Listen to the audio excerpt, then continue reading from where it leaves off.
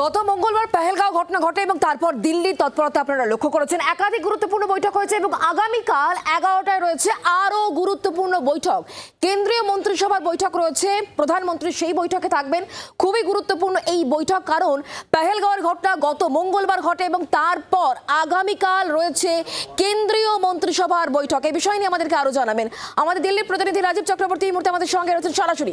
রাজীব, কি আপডেট রয়েছে?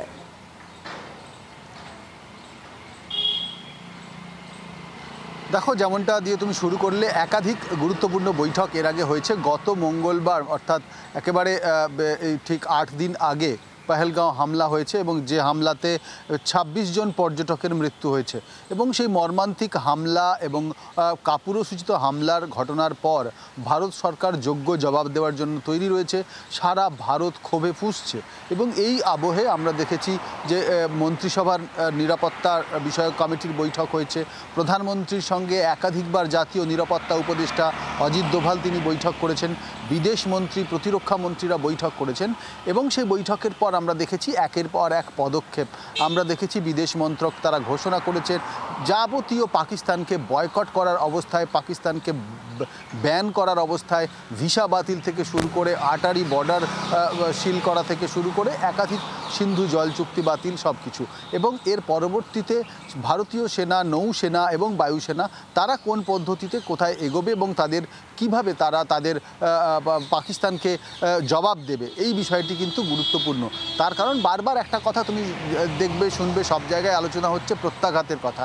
এই প্রত্যাঘাতের বিষয়টি খুব গুরুত্বপূর্ণ। সেক্ষেত্রে কেন্দ্রীয় মন্ত্রিসভার বৈঠক, যেটি আগামীকাল সকাল 11টায় প্রধানমন্ত্রীর বাসভবনে হবে, সেটিও খুব গুরুত্বপূর্ণ। তার কারণ কেন্দ্রীয় মন্ত্রিসভার বৈঠক প্রত্যেক সপ্তাহে একবার করে হয়, সেটি গুরুত্বপূর্ণ নয়। কিন্তু এই পেহেলগাঁও হামলার পরে সে কারণে আগামীকালের এই বৈঠকের দিকে অবশ্যই রাজীব আমাদের নজর থাকবে। রাজীব, তোমাকে ধন্যবাদ। বিক্রম, তোমাকে ধন্যবাদ আমাদের সঙ্গে সরাসরি থাকার জন্য এবং দীঘা থেকে সরাসরি ছিলেন আমাদের প্রতিনিধি কমলাক্ষ ভট্টাচার্য। কমলাক্ষ, তোমাকেও ধন্যবাদ।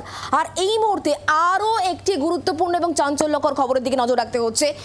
পেহেলগাঁওয়ের ঘটনায় যে সন্ত্রাসীরা হামলা চালিয়েছিল তার মধ্যে একজন পাকিস্তানের প্যারা কমান্ডার, প্রাক্তন কমান্ডার, এমনই কিন্তু জানা যাচ্ছে। এই বিষয়ে আরও আপডেট দেবে শুভদীপ।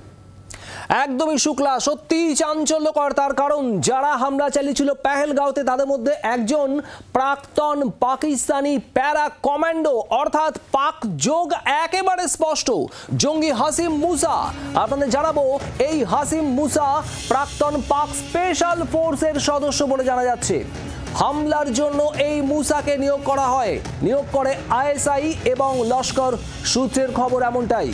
এই হাসিম মুসা পেহেলগাঁওতে যারা হত্যাকাণ্ড চালিয়েছিলেন, একেবারে বর্বরচিত হত্যাকাণ্ড, নিরীহ পর্যটকদের উপর একের পর এক গুলিবৃষ্টি, 26 জনের মৃত্যু, সেই ঘটনায় একজন এই মুসা, হাসিম মুসা প্রাক্তন পাকিস্তানি প্যারা কমান্ডো।